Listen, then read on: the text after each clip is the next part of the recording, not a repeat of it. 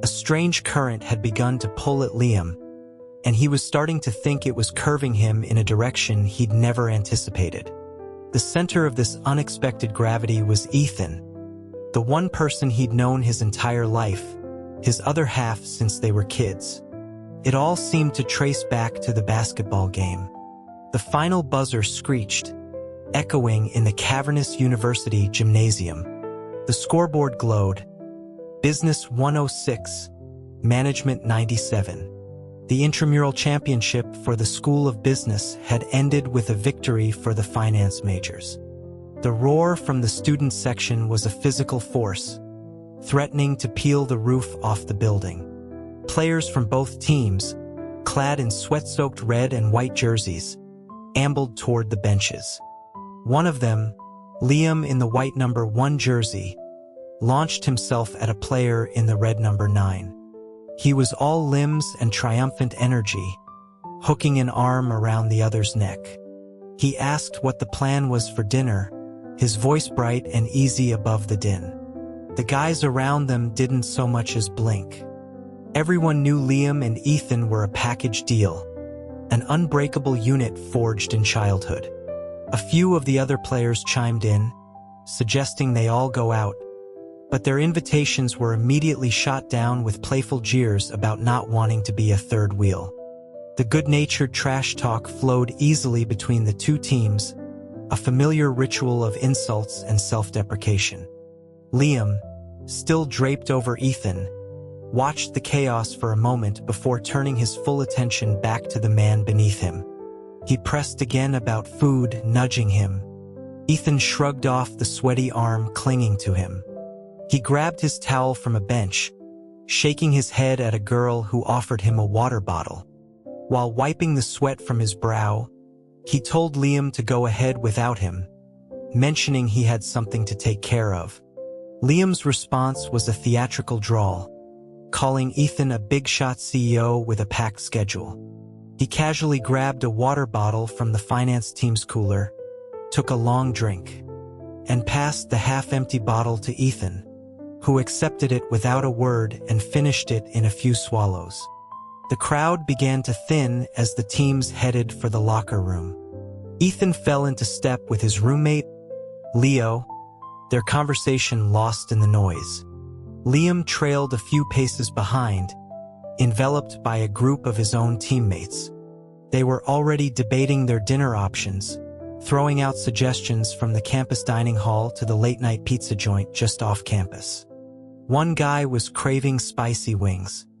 Normally, Liam would have been in the center of it, making the final decision with his usual effortless charisma.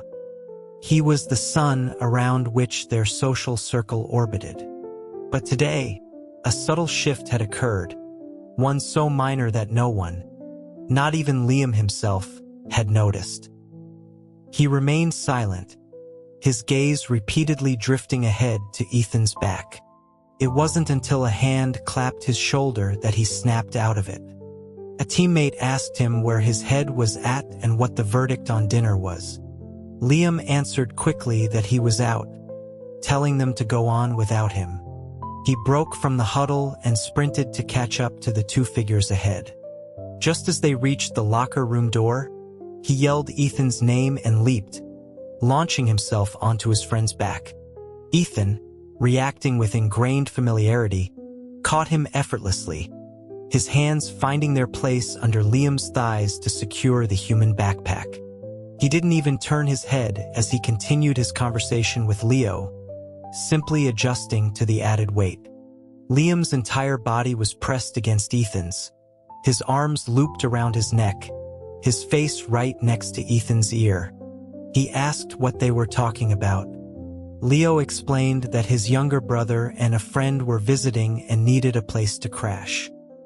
He had been asking if Ethan's bed would be free for a few days, since Ethan often stayed at his off-campus apartment. Liam, his voice muffled against Ethan's shoulder, protested that the bed wasn't free. He used it when Ethan was away. Leo, long accustomed to their dynamic, laughed it off, saying his brother could just take Liam's bed then.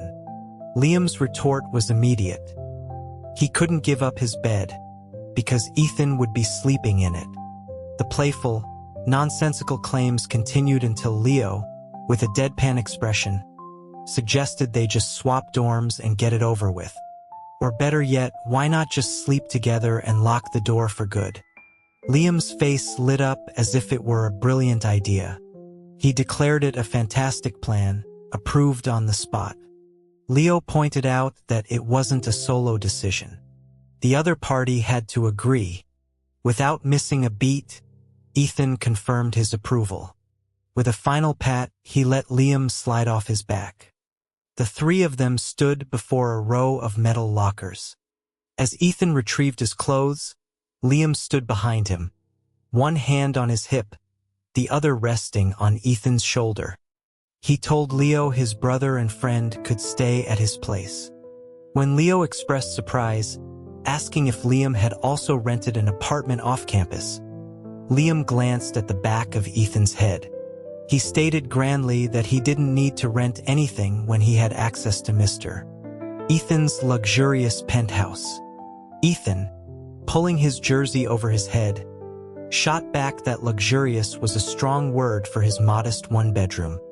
Liam just elbowed him playfully in the back and finalized the plan with Leo, telling him to just text when his brother arrived. He'd leave his bedding and go crash with Ethan, begging for shelter. A voice from a nearby bench chimed in, joking that Ethan would heartlessly refuse him. Another added that Liam would then burst into dramatic tears. Liam whipped his head around, retorting that Ethan would never turn him away. He nudged Ethan with his elbow, demanding he back him up after all their years of loyalty. Ethan, now pulling on a clean shirt, remained silent, offering no support. Heartless, Liam muttered. He nudged him again, then gave Leo a decisive nod. As Leo walked away, Liam wrapped his arm around Ethan's neck again, pulling him into a mock headlock. He complained about the lack of solidarity. Ethan's voice was strained. He told his brother to release his claws because it was hot. Liam insisted it wasn't. The truth was, the post-game heat was stifling, but he had to contradict Ethan for not playing along. He leaned in closer, his breath warm against Ethan's ear, and whispered tauntingly, helping him get even hotter. Suddenly, an arm snaked around his waist. In one fluid motion, he was spun around and pressed firmly against the cold metal of the lockers. Liam had anticipated a reaction but was still caught off guard. He tried to push away, but Ethan was faster, capturing both of his wrists in one hand and pinning them above his head.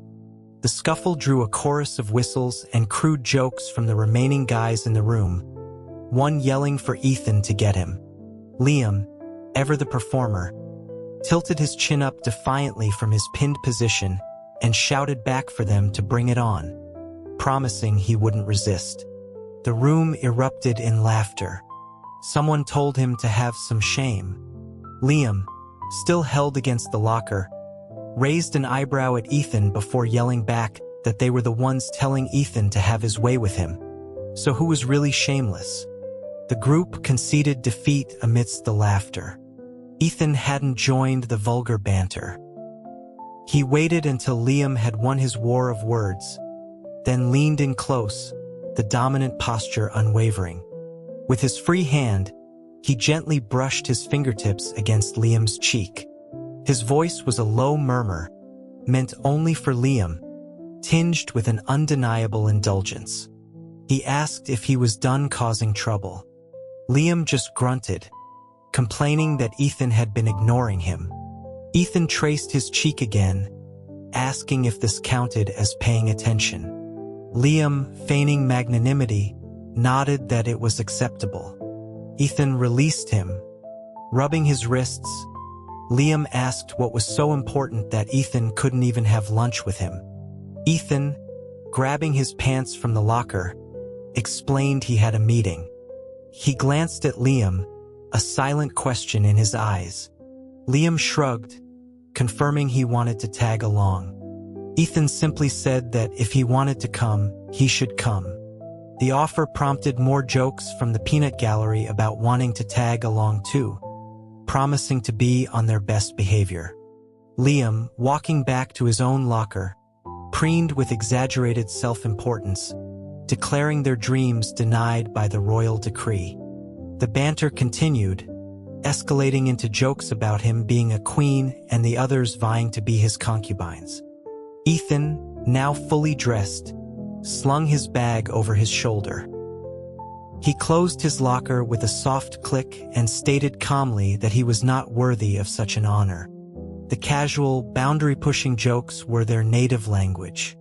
Even more boundary-pushing was the fact that when Ethan said he was going back to his apartment to shower before meeting a grad student for a project, Liam insisted on coming. As they entered the apartment, Liam was already kicking off his shoes, cheerfully announcing it had been too long since they showered together. He was met with a foot that gently but firmly pushed him back out of the bathroom. Ethan's voice came from behind the closed door, reminding him he was unworthy. Liam stood outside the closed door, a towel slung over his shoulder, and knocked dramatically. He called for Mr. Ethan, his dear Ethan, to open up. He teased that it wasn't their first time and there was no need to be shy, even offering to scrub his back. The door remained shut. There was no sound from within. Liam laughed, asking if he was genuinely embarrassed now. He reminded him they'd practically grown up in the same pair of pants. There was nothing he hadn't seen. The bathroom door slid open with a sharp jerk. Ethan stood there, hair dripping, bare-chested, a single white towel knotted low on his hips. He had either finished his shower with impossible speed or been interrupted midway. His wet hair was slicked back, revealing the strong lines of his forehead and the sharp angles of his face. Water trickled down his neck, over his shoulders, and traced a path down his defined chest and the tight muscles of his abdomen. The sight, combined with the steam billowing out from the bathroom and his slightly challenging stare, was a radical departure from the boyish friend Liam had always known. This was something else entirely, a maturing, potent masculinity. It struck Liam with the force of a physical blow, a visual impact he could only describe as dangerously attractive. The torrent of jokes and teasing remarks died in his throat. He was completely silent, just staring. Ethan saw the change, the sudden stillness. A slow smirk played on his lips. He asked if Liam still wanted to join him. For some reason, a primal instinct screamed at Liam that he was in danger. He took a small, unconscious step back, stammering about Ethan being unworthy. Ethan's smirk widened. He said maybe he wanted to try it now. He reached out. Liam flinched, ready to bolt, but this time he wasn't fast enough. Ethan's hand clamped around his arm, pulling him forward. In a single, powerful movement, Ethan bent, hoisted Liam over his shoulder, and carried him into the bathroom. Normally, Liam would have been shouting challenges, but a strange, unfamiliar panic seized him. He didn't want this. He found himself actually pleading, his voice tight, calling him Ethan. Man, I was wrong. I was just messing with you. Put me down, I won't go in. His pleas were ignored. The bathroom door was kicked shut. He was unceremoniously dumped into the empty, dry bathtub. He landed in an awkward heap, his body folded in the porcelain basin with one leg dangling over the side. As he scrambled to sit up, Ethan leaned over him, caging him in with his arms braced on either side of his head. His face was inches away, his breath warm. His expression was placid, but his eyes held a glint of playful mockery. He whispered that this was what Liam wanted. Wasn't it? He let out a soft scoff. He asked why he was scared now. It was then that Liam's brain caught up. Right. This was his idea. What was there to be scared of? He was about to retort with a defiant "bring it on," when, in a flash of stunning, horrifying clarity, he realized something was terribly wrong. He was 20 years old, not a teenager in the throes of puberty. This kind of physical reaction shouldn't just happen out of nowhere. And this, of all situations, was definitely not the time or place for it. He tried to sit up again, suddenly grateful for his contorted position which concealed the evidence. If Ethan saw this, he would never live it down. He demanded Ethan let him up. Instead, Ethan grabbed the detachable shower head, adjusted the temperature, and aimed a stream of cold water directly at him. Liam yelped in protest. Ethan simply replied, "Isn't this what you wanted?" His clothes were soaked in an instant. As the water moved lower, threatening to reveal his secret, he instinctively shielded himself, his bravado crumbling. He surrendered completely, begging for mercy. Ethan stood over him, one knee propped on the edge of the tub, and turned the water away. He looked down at him, his expression unreadable. He asked what exactly he was sorry for. Liam was drenched. His skin was visible through the soaked fabric of his shirt, and his wet hair was plastered to his forehead. He pushed it back, revealing his face fully under the glare of the spotlight above the tub. In that moment, soaked and subdued, with water glistening on his eyelashes, he looked less like a court jester and more striking. Ethan's gaze lingered for a few seconds before he tossed the shower head aside and stepped into the adjacent shower stall. Liam scrambled out of the tub, not even bothering with the water dripping from him, and made a dash for the door. Ethan's voice, sharp and commanding, stopped him. "Close the door." Liam obeyed, shutting out the sound of the running water. His mind was a blank slate. He looked down. The problem hadn't gone away. He was utterly baffled. What was happening? For this to happen here with Ethan, what if it had happened in the locker room? People would think he was a freak. He closed his eyes, mentally pleading with his body to calm down, promising to take care of it later that night. Slowly, mercifully, the situation resolved itself.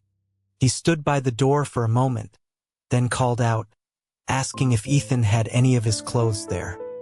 He immediately remembered he'd taken the last of his spare outfits back to the dorm a few days ago. He didn't bother asking again and went into Ethan's bedroom. He pulled open the closet and, without looking, grabbed a set of clothes. When Ethan emerged from the shower, Liam was already dressed from head to toe in his things. Ethan glanced at him but said nothing. It wasn't the first time. Over the years, Liam had treated Ethan's wardrobe as an extension of his own. It was a privilege Ethan himself had long enabled. Liam was sitting cross-legged on the sofa, texting someone, but he looked up and explained that his own clothes were soaked. He paused, a look of genuine confusion on his face as he observed that they used to wear the same size. But now Ethan's clothes seemed a full size too big on him. Ethan, pouring a glass of water at the kitchen counter, replied that it was something Liam should reflect on himself, implying it wasn't his fault Liam had stopped growing. After sending his text, Liam stood up, announcing he was leaving to get food. As he walked toward the door, he adjusted the waistband of the borrowed pants, muttering to himself that while the shirt being big and the pants being long made sense, the underwear felt way too loose. Ethan choked on his water. Liam turned back, confused by his reaction. He stated matter-of-factly that of course he changed everything. Everything was wet. He couldn't be expected to go commando, could he? Ethan, still coughing, just looked at him without a word. Liam urged him to hurry up, saying he was starving. After his coughing fit subsided, Ethan set the glass down. His gaze fell on the figure at the door, taking in the full picture. The shirt, the pants, the socks, all his. He looked away, taking a quiet, deep breath, then looked back as if nothing was out of the ordinary at all.